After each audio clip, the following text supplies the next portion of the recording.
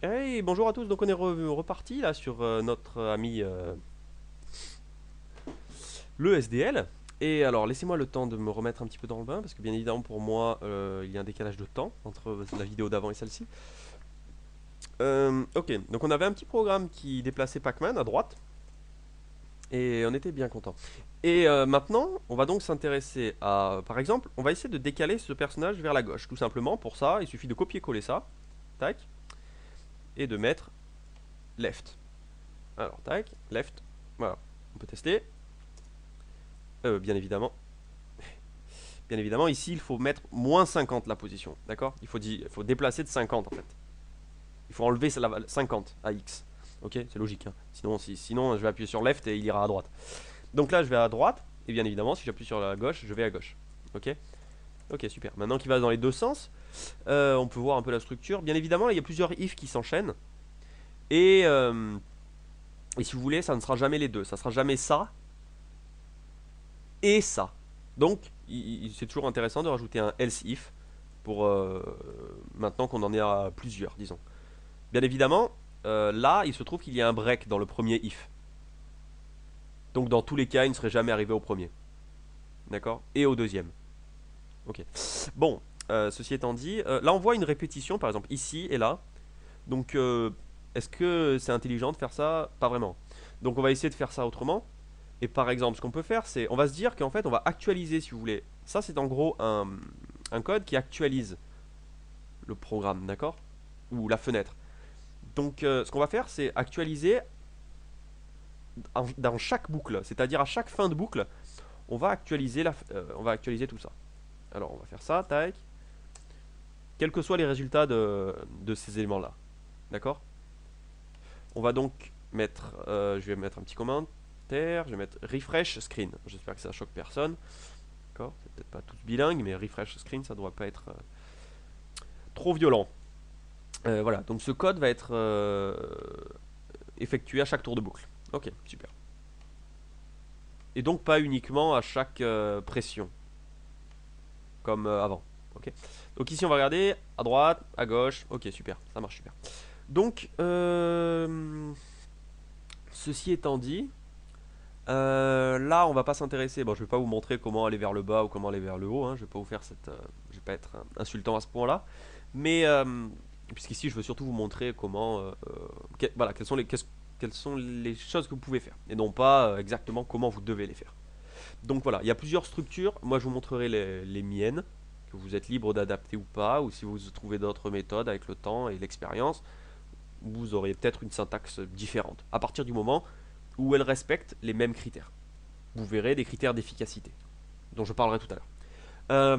Donc là, on va parler de... Je vous ai dit que SDL était capable de gérer le temps. Alors, qu'est-ce que ça veut dire gérer le temps?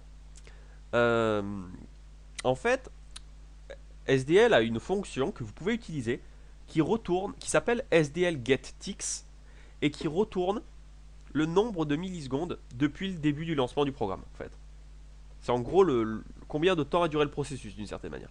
Donc, je vais l'utiliser. Je vais l'utiliser juste avant, à la fin de la boucle. Je vais faire un fprintf et dans sefprintf, je vais faire dans stdout, donc la sortie standard. Je vais afficher un entier, une mise à la ligne, et cet entier, ça sera le retour de la fonction SDL getTicks. D'accord? Voilà. Donc ici on va voir ce que ça donne. Donc on va lancer le programme. Voilà. On va à droite, on va à gauche, on s'amuse, on est rigolo, on se joue à Pac-Man.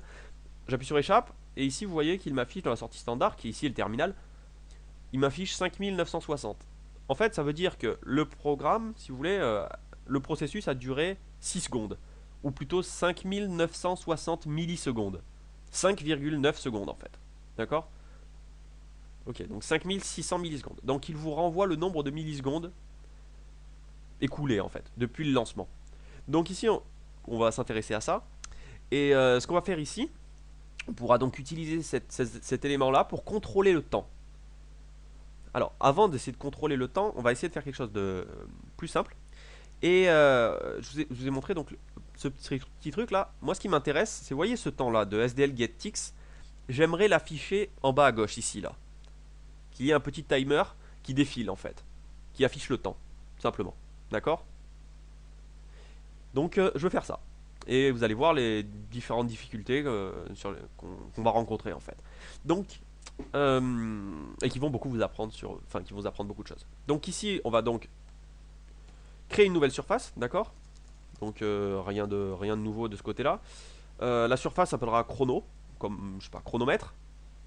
Et bien évidemment, elle va afficher des caractères, d'accord? Elle va afficher des chiffres. Ces chiffres, il faut donc utiliser TTF font, ok? Il faudra utiliser TTF, ok? Donc ici, donc comment utiliser TTF? Très simple. D'abord, enfin très simple, très compliqué, mais il faut le faire. Donc d'abord sdlttf.h, bien évidemment. Toujours pareil, un ttf inist pour initialiser TTF. À la fin, quand j'initialise, j'oublie pas de quitter. Donc quitte. Tac. Ok. Et dans la compilation, on va le faire tout de suite. Pour pas oublier, il faut rajouter lsdl-ttf, d'accord? Ici j'ai déjà rajouté. Donc il faut bien rajouter, si vous l'avez pas, -lsdl-ttf. D'accord? Ok. Donc là c'est bon. Ce code de compilation est prêt. Et voilà, on est bon. Donc on peut créer la nouvelle surface. Toujours pareil. SDL underscore surface. Cette surface s'appellera chrono. Et ensuite chrono, bien évidemment, ça sera égal à ttf render text. On va mettre blended parce qu'on a des ordis puissants. Hein. On n'a pas besoin de mettre solide. Parce que bien évidemment, je sais pas si j'ai souligné, mais solide c'est plus rapide, mais blended c'est plus lent. Mais bon, c'est pas à la limite, c'est pas important dans nos situations.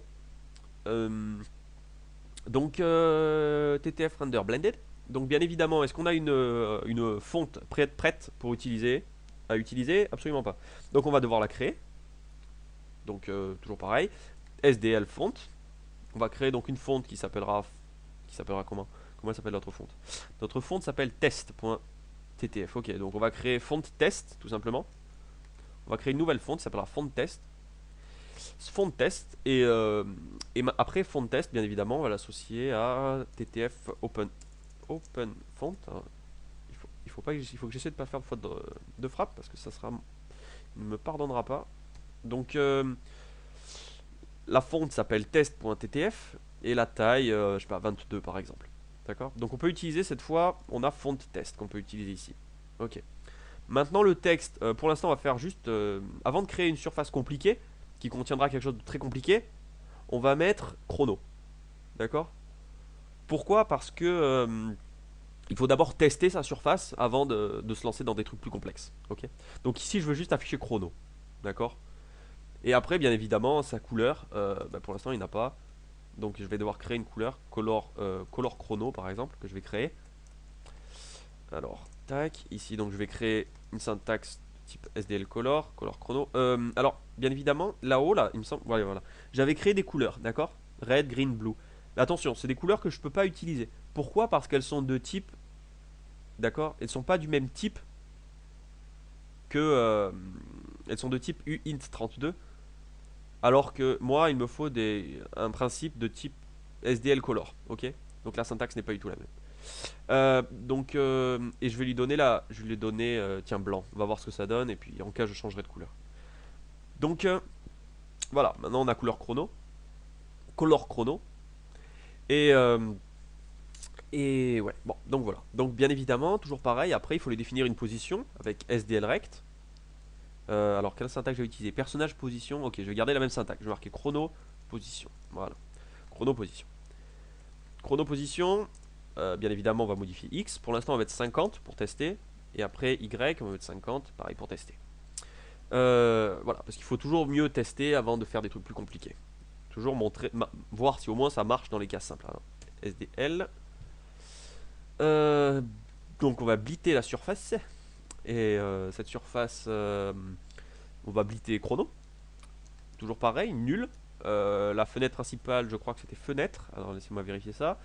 Fenêtre, ouais, cette vidéo mode, fenêtre, ok. Donc ici donc chrono, nul, fenêtre, et la position c'est bien évidemment l'adresse de chrono position. Ok. Et bien évidemment vous avez créé une surface avec une allocation dynamique de mémoire, donc ne pas oublier de faire un SD SDL free surface, le nom de la surface, chrono. Tac. Je crois qu'on est bon. Alors on va voir ce que ça va donner. Alors je crois rien avoir oublié. On va voir ce que ça donne. Ici, vous avez rien. Alors pourquoi? Moi j'ai la réponse. En fait, je me suis rendu compte en même temps que j'actualisais. Alors, c'est en fait, je vous ai dit que ce que j'ai modifié tout à l'heure, en fait, à chaque tour de boucle, il a actualisé le programme. Et vous voyez que le programme, en fait, remet le fond d'écran par-dessus et remet Pac-Man, le personnage. D'accord?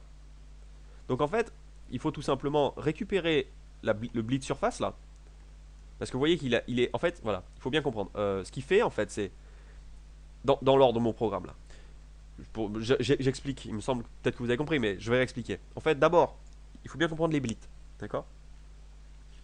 Il va donc créer une fenêtre. D'accord? Ensuite, il va le remplir de la couleur cap du personnage. D'accord?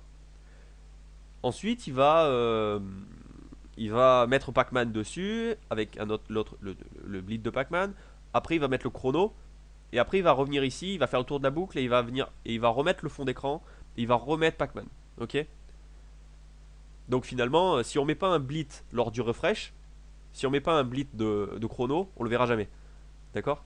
Enfin, on le verra pendant une milliseconde ou quoi. Vous voyez ce que je veux dire? Au premier tour de boucle, il va s'effacer. C'est pour ça qu'il faut remettre un bleed à cet endroit-là. Ok, donc on va voir ce que ça donne. Ici, vous avez bien le mot chrono qui s'affiche.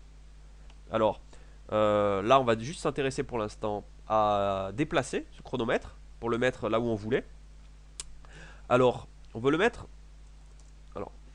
en bas à gauche. Alors, pour ce qui est des X, c'est plutôt facile, hein. C'est 0. Pour ce qui est du Y, en fait, il va falloir utiliser des tailles. En fait, si j'utilise, ici je vais utiliser fenêtre. Donc fenêtre est de type SDL surface, d'accord, que j'ai créé ici. Et en fait, vous pouvez récupérer la taille. Où est mon curseur? Ici. Vous pouvez récupérer la taille d'une fenêtre ou d'une surface en général en utilisant la flèche, parce que bien évidemment c'est un pointeur. Et ensuite, vous pouvez utiliser H pour récupérer sa hauteur.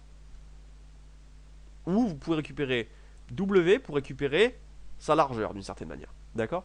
C'est-à-dire par exemple ici, fenêtre, flèche, W.